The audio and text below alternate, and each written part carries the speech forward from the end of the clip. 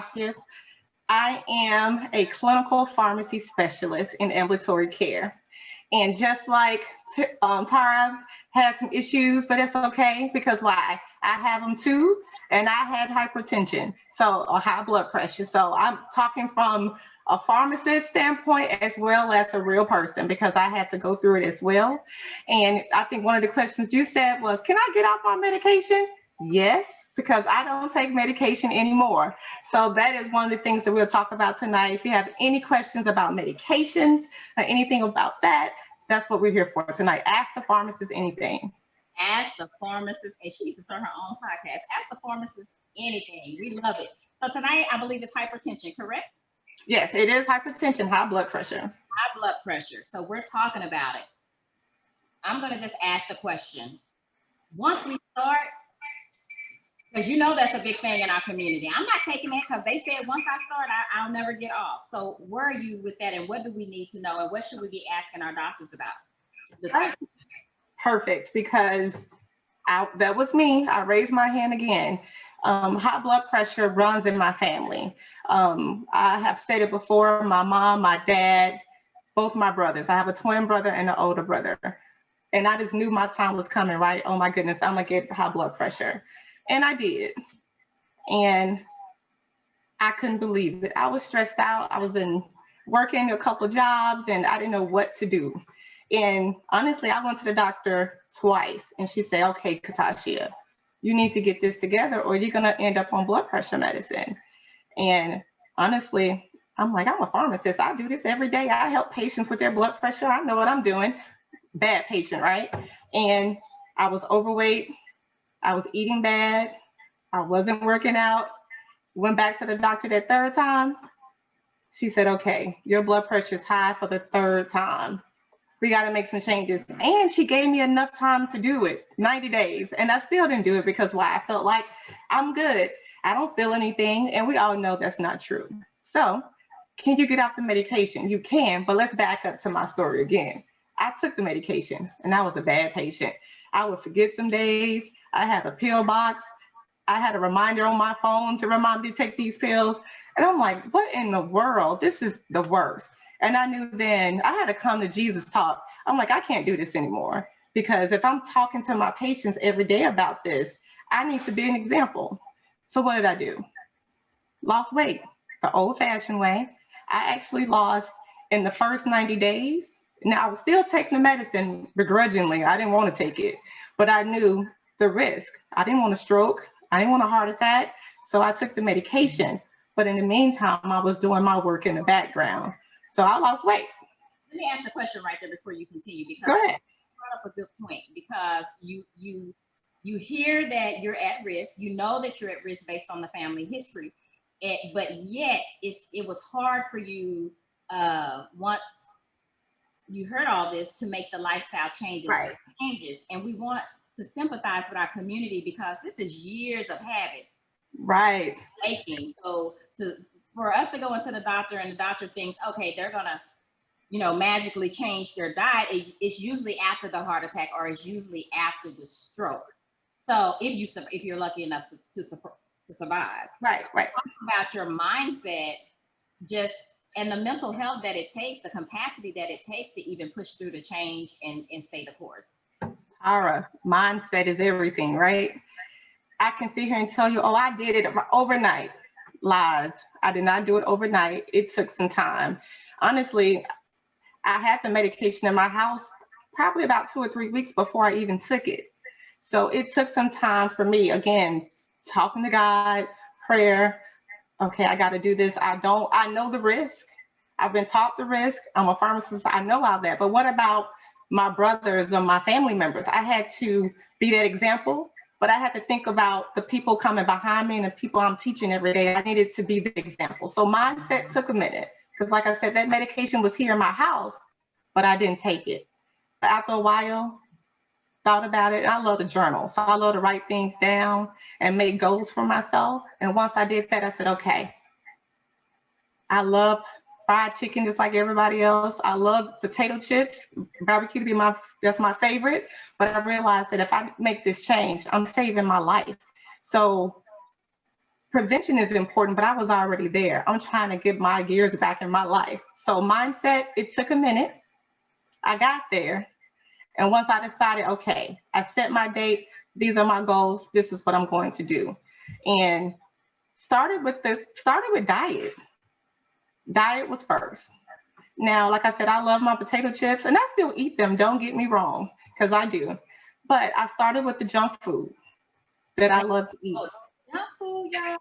All that salt, let's start there. The basic things we can do. We don't even just losing weight and changing our diet. So I started with the junk food, the candy, the things, the fat, because that's the chocolate I love. I started with just that, the soda. Let's start with that too. I don't drink alcohol, but if you drink alcohol, that's a good step too, because all that can cause problems with, your high blood pressure. So diet, just by losing, go ahead. Is that you took one step, not 10 steps at one time, but one step. One time. And that's one step. And we need to figure out what that one thing we can do to start us. What's the one thing? What's the one thing you can let go? Or the hardest thing, honestly, junk food. Did I take out chips automatically? No way. I eat chips every day. What about even Oreos? Dante, they say Oreos is vegan food. So we're going to have to check on that. I think that's on the vegan list, Oreos. But we'll check on and get back. Check on that, because I know there's some fat and sugar in some Oreos now. Come on. Yeah. Now, again, I love me some junk food, but check it out, I promise. So junk food. But again, like I said, baby steps. I didn't take it all out and I'm done. No, because I know I'm a relapse because I'm a junk food addict. So what I did, started with chips, started with my candy, and I went from there. I didn't drink soda. Anyway, I wasn't a big soda fan. Back in the day I was, so that wasn't as hard because I knew that wasn't my issue. It was the junk food. And from there, I decided to look at the processed foods, all the deli meats. We think going to the deli, getting all that turkey and ham and making a sandwich. So that's bread, that's all salt in there. You got to think about that? Hold on, sis. Now, you're going too far, y'all. She's talking about sandwiches. We grew up on sandwiches. But when your mom didn't have any money, and the struggle was real. Come on, single mother home. I agree with you. Sandwich. But I will tell you, and that speaks to the years of damage we've done to our body when we talk about processed food. Right. So, yeah. And I'm not saying you can't have bread. Everything is in moderation, because I still eat chips. I still have my bread. I'm not saying that. It's the amount that I was giving myself and doing it every day. So my first step was diet. Okay. Then we got to go to exercise. Today is National Walking Day. Good old fashioned walking can be a start. You don't have to go to the gym, lifting weights and doing all these things. Just go outside. We live in Texas, right? So it's hot all the time. So we can always walk. We can walk people, and that will help. So those are 2 baby steps, actually, that we can do. What do you think? That song is on my mind. I want to go outside in the rain. Yeah, because in Texas, we pray for rain some days. It's so hot. But yes, you are right. 30 minutes is the requirement that they're asking us to just get up and simply move. Just simply move. Yeah, that goes a long way. So those 2 things, I believe, will be the best start, right? And with that, saying that, my blood pressure dropped almost 10 points. What can you tell us your numbers? Do you mind sharing your No, not at all. My blood pressure, my top number, which is my systolic at that time, was like 150s, 155, and my bottom number, 90s, mid 90s, like 95, was like 96. 90, it was pretty high. And the normal is? Normal blood pressure is less than 120 over 80. Okay, yeah. That's normal blood pressure. And I had some work to do. And remember, I am a clinical pharmacist where I actually manage blood pressure in my job setting. So I actually was managing my own blood pressure because I started feeling a little funny when I was taking the medicine, and I'm like, my blood pressure, I can't feel anything, of course, because there's really no symptoms. That's another thing, but something wasn't right. So I started checking my blood pressure. That's another thing we can do. Baby step number 3, check your blood pressure. And I started checking my blood pressure, and my blood pressure was dropping. I'm like, oh my goodness, I need to adjust my medication. I'm not telling you guys to adjust your medication. I'm a professional. I can do that. No. They need to adjust their medication. Can you go back over how would you know and what do you need to do? Yeah. How are we asking our doctors and what are we taking notes on? So now with you have a clinical pharmacist in your life like me. I know my patients, I was seeing mine every couple of weeks for blood pressure management. Your doctor, a lot of times the doctors are so busy, they can't see the patients all the time for blood pressure management.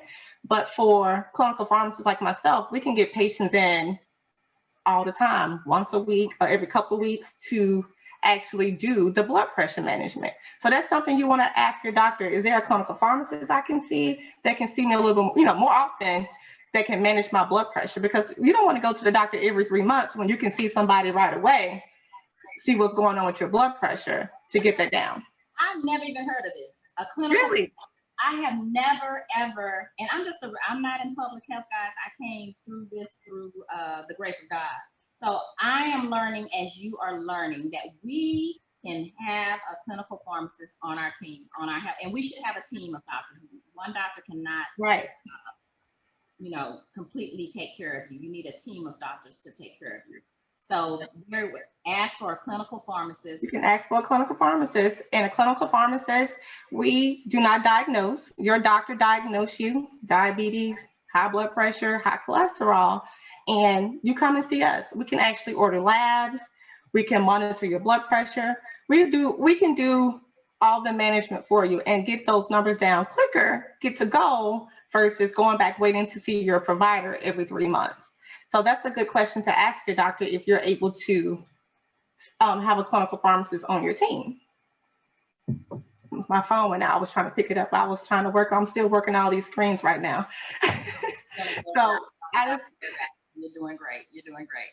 You're giving us priceless information. Let's dive into different types of medication for blood pressure, because we know that certain medication don't work for us. And you were about to tell us what we needed to say or ask to the doctor about those meds, or changing our meds, or just even being able to speak up for ourselves in that particular instance. Right. I mean, for us, let's start with women.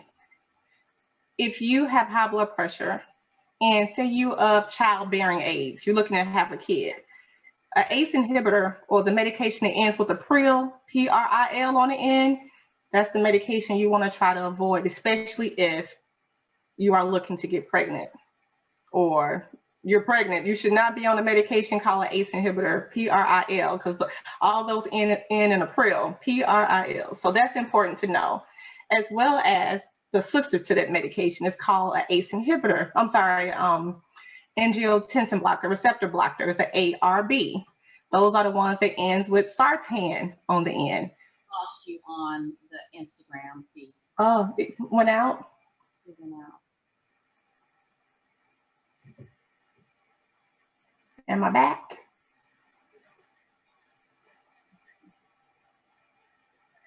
Did you see me? Hold on, we lost it. Okay, let me get back. Forgive me, people, forgive me. Waiting, did you accept it? Okay, here, he's back. Okay. All right, so just in case, I don't know where my feed went out, but I was just mentioning 2 medications regarding if you are of childbearing age. A medication called ACE inhibitor, they end with P-R-I-L, a pril, or a ARB, a medication that ends with sartan on the end. Those 2 classes I will avoid if you're trying to get pregnant or you are pregnant. You need to come off that medication, contact your doctor as soon as possible. Now, that's one of the things I wanted to mention. That's important because of women. If we're trying to get pregnant, we don't want to be on any medication, that's going to affect our baby. That's a no for us. But in our Texas, so that's great information. Thank you for sharing, because we know that Texas is the #1 state when it comes to mortality in Black women who are pregnant. So thank you for that, ladies. That is key. Listen in. Yes. And then also, I know a lot of times, right now my phone keeps acting up, but a lot of times we may be on a medication that's called a calcium channel blocker. You may see that a lot, especially in our community. Another name for it is Norvasc. That's the brand name. The generic is amlodipine. A lot of times you see peen on the end. That's how I kind of remember these medications when I was in pharmacy school. So PIN, so peen and prils and sartan. I had to make it. I had to figure out how to remember these drugs. So you'll see a lot of that in our community, and that usually works really well. But sometimes you may end up on a water pill, right? Called a thiazide. A thiazide is another medication you may end up on, which kind of just release that water from your body to help lower your blood pressure as well. So you have an ACE inhibitor, which I just mentioned for sartan, and now you may have a calcium channel blocker, a water pill, and you may have a beta blocker. I believe we talked about those before, I think in Clubhouse. A beta blocker, you may have metoprolol, you may have carvedilol. My favorite is carvedilol. I love that drug. I think it works pretty well. But again, it's a good medication to help lower your blood pressure. Question? Stick a pin here. Can we? I think it's one of the prils. Now, I'm using their strategy here that causes us our lips to swell. And yes. There's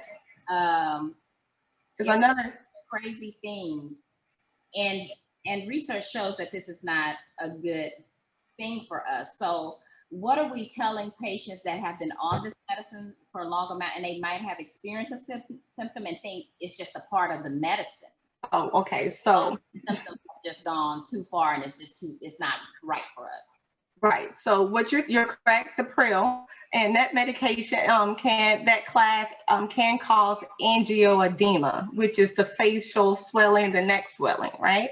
So if you ever experience that, it can happen at initiation when you first start the medication, or you can be on this medication for years and have this as well. And if it ever happens, you never go on this drug again. That's an absolute no, contraindication. Do not let anyone else put you on that drug.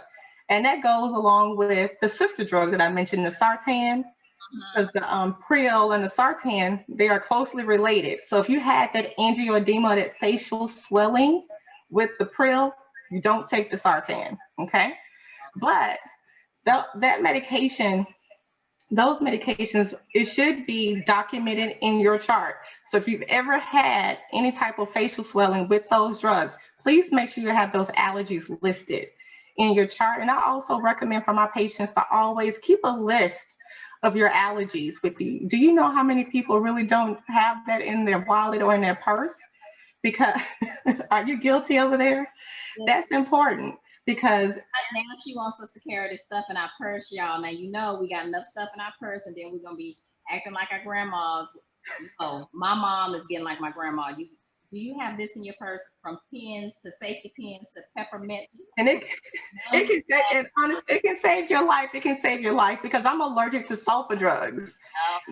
And I don't want another sulfur drug because how did I find out? I took one and that was a no for me. It's an absolute contraindication. So that's something you always want to keep on you, your allergies, because you surely don't want to walk around saying, I don't know what I'm allergic to, and they give you something. Because angioedema, it can be deadly. Can you imagine your throat closing up and can't even talk and can't breathe and you die? Scary. We can't imagine that.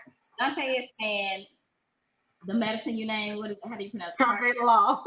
It doesn't work for him. It makes him fatigued. And so how do you speak? So I will speak to that. Every drug, every regimen is individualized. So that drug did not work for him, but there's another option he could take for another beta blocker if it's something that his doctor would like for him to have. There are several drugs in that category as a beta blocker. So if it doesn't work for him, it works well for some patients and some they don't. But asking for another try, because you can always have that conversation with your doctor. Remember, your doctor, you can go in, be prepared, have your questions ready to go. Say, hey, for me, I like to know what my patient's priorities are.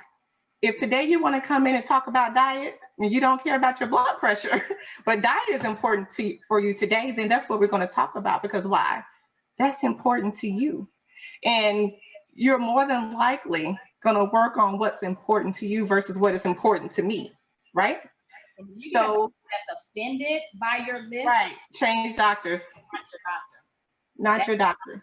find another doctor and say, thank you, good sir, for your service. And for Dante, if that drug didn't work for him, you can look in that class and say, I would like to try this agent instead. And again, I recommend looking for a clinical pharmacist. I'm always promote a clinical pharmacist because we are the experts in drug therapy. So yeah, your doctors, go ahead. I said a whole word. Did y'all hear that? She said, because we are the experts. And that's what I say about your heart. Go to the expert that is in that field. Your primary care, I love primary cares. I do, because that's where we start.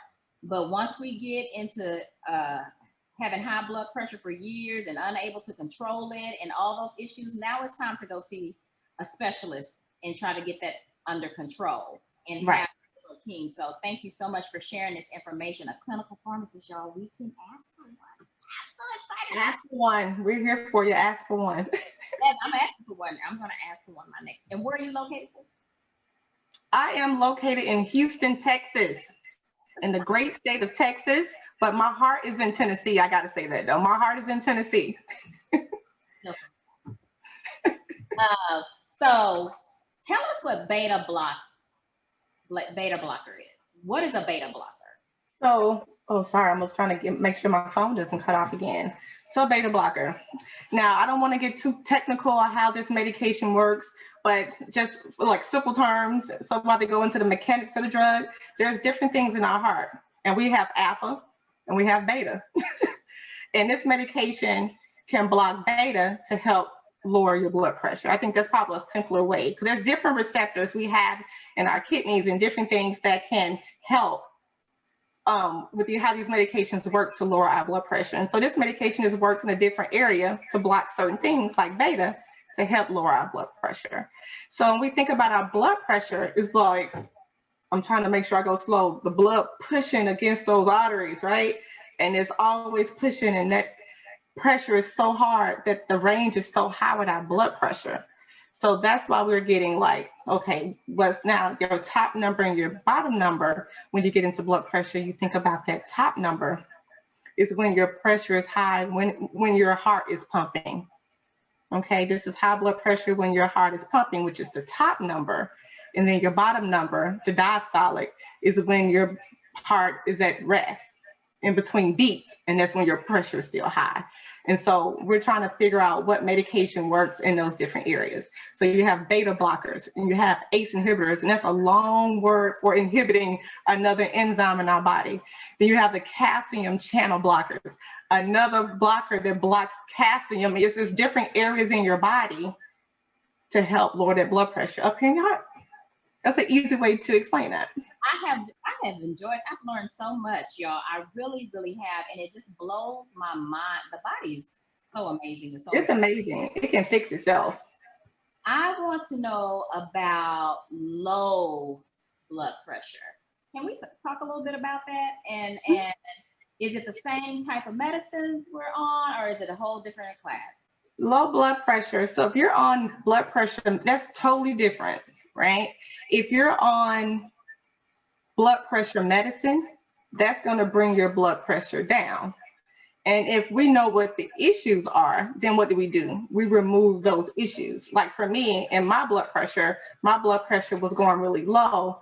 So I needed to reduce my medication, and then my blood pressure was normal. But you may have people who have just low blood pressure, and you need something to bring that up, because we don't want low blood pressure either. That's the issue, right along with high blood pressure.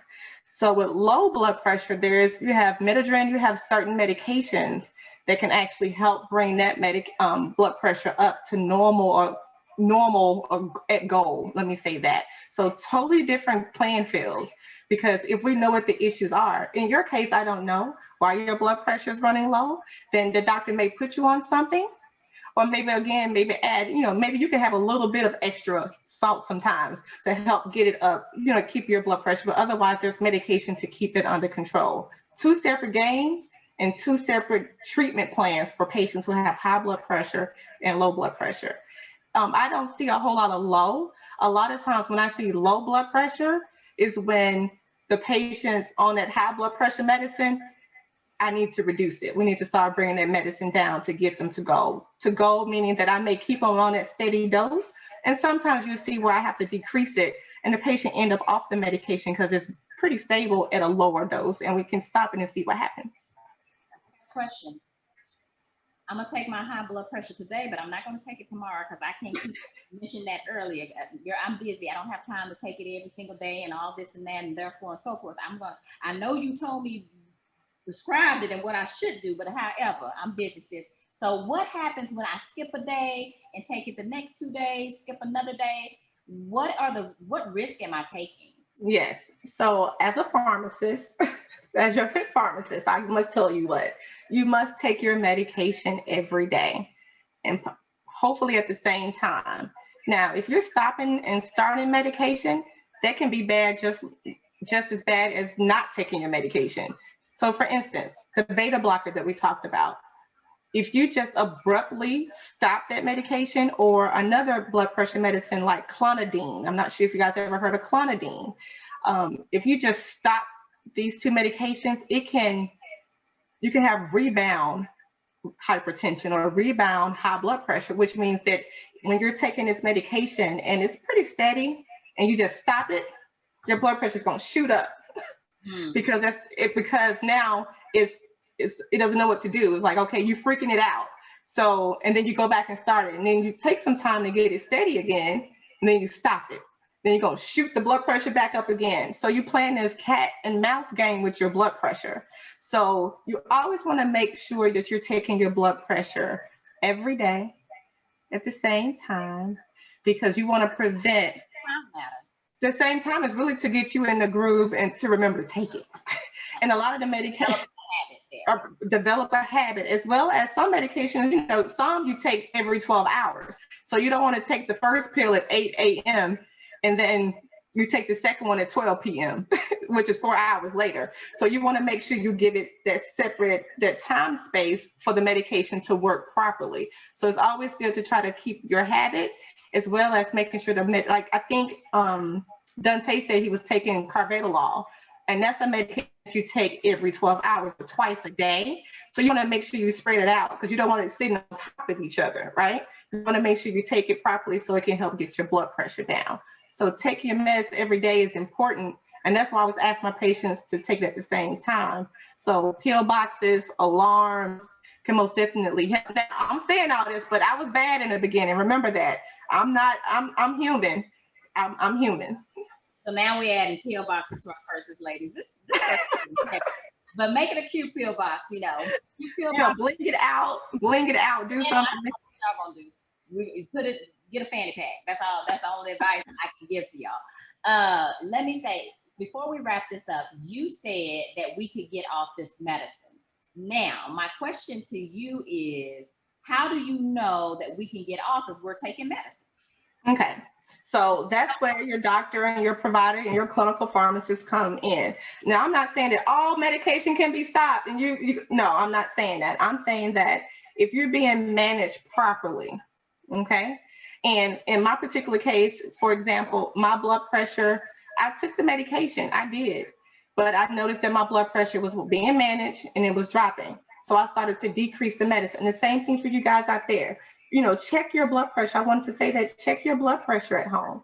And if you're noticing that your numbers are consistently low, under 120 over 80 all the time or lower, then talk to your provider. But if your blood pressure has been stable, pretty much the same number, say 130 over 80 on your medication, then I wouldn't recommend coming off of it. We just need to watch it, okay? But what if you're that patient whose blood pressure now is 90, 98 over 82, is going pretty low? So that's something we need to look at to do what? Maybe start decreasing the medicine and see if this is something we can come off, because I am diet controlled and exercise controlled. So if your goal is to be managed, diet, exercise, that's what you're talking about, managing. So she's not, what I hear you saying is that don't just sit on, and bruh, we're not just coming off our medicine. Yeah, we're not just stopping. It's not stopping the meds. We are managing our diet, and we are moving and exercising to help lower our numbers before we're even going to the doctor and say, look, doc, I think I got it. So you do that first. Then go and say, now let's go back and let's review. And that's what I had to do too. Right. I don't want to be on cholesterol medicine as a preventive because I don't have high cholesterol, but I got what the doctor was saying. But I wanted to change my diet and exercise. So he gave me that opportunity, and that's what I did. So yeah. I managed it. So you managed it. And so I don't think that happened overnight, but I found my why. And that's how I ended up. I wanted to live. So, and that's what it took for me. And that's where it comes with mindset in the beginning. Like you said, that's your why. My why was, I want to live. I'm 30 something years old at the time. I'm not 30 anymore, but 30 something at the time. I'm like, I can't live my life like this. I have patients. I have family members. I need to be the example. So my example was from my family, my friends, and my patients. And that's my major why, because I can't be up here talking about don't do this or watch out for that.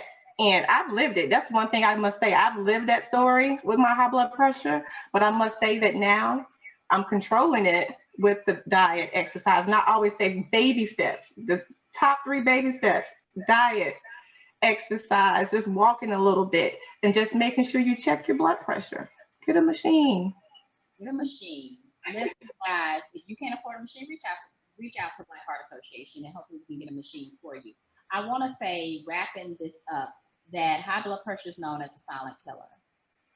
Silent killer. And usually that means a heart attack has happened, and we don't want you to die from a heart attack. And it does us no good to get the degrees and to become a clinical pharmacist, to become a counselor, to become all these great things that we want to become if we're dead in the grave. Right. Find something we can control or prevent. So I'm going to let you have the last note. And for us to end it, what do you want to tell the people? Because we're going to see her back, guys. She's coming back once a month. We're talking about medication. This has been so fun, and I love your spirit. Beautiful, sis. So wrap us up.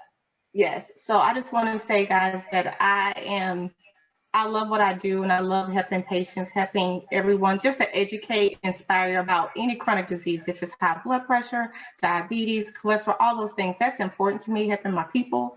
What's most important though, through this whole entire process, just make sure you keep faith, accept the facts. If you have high blood pressure, accept the facts. And the last thing is, do what you need to do to get it under control, because you have a lot of resources and have a team of doctors, specialists to help you get you there. Thank you so much. Thank you, guys. Continue to follow Black Heart. Thank you all for your support. Thank you for joining in. Each one teach one. Go out and share this video, or tell somebody, hey, follow Black Heart on Instagram. They're connecting the dots, and we're figuring this thing out together. And y'all know how I met her? Clubhouse. Get on the app, guys. It's worth it. So I'm so excited to just be here and spend this time with you tonight. God bless. Peace, love, and soul, like we on Soul Train. Hi, guys. Take care. Bye. Thank you so much for joining, Dante. Bye, Dante. I remember his name. Bye, Dante. Hold on. I'm sorry, y'all, real quick. Is there anything you can take to counteract the face swelling without stopping the medication you're taking? No, if you're having that angioedema from that medication, you need to see your doctor.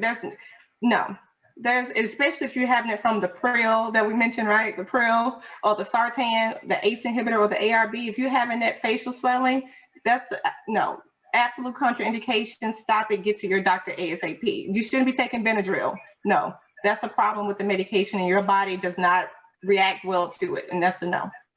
That's a no. That's a N to the O. Okay. So that means that we're going to the doctor and saying, take us off this. Take me off. So that's what she's saying. Head to the emergency room right away, because like I said, you don't want to be choking, because it will close your throat. No, get to the emergency room. No, we heard that. Everybody heard that. All hearts and minds are clear. And so there's no more questions. We have enjoyed y'all tremendously. Thank you again. Each one teach one. Go share the video. Peace. Thank you, guys. Bye.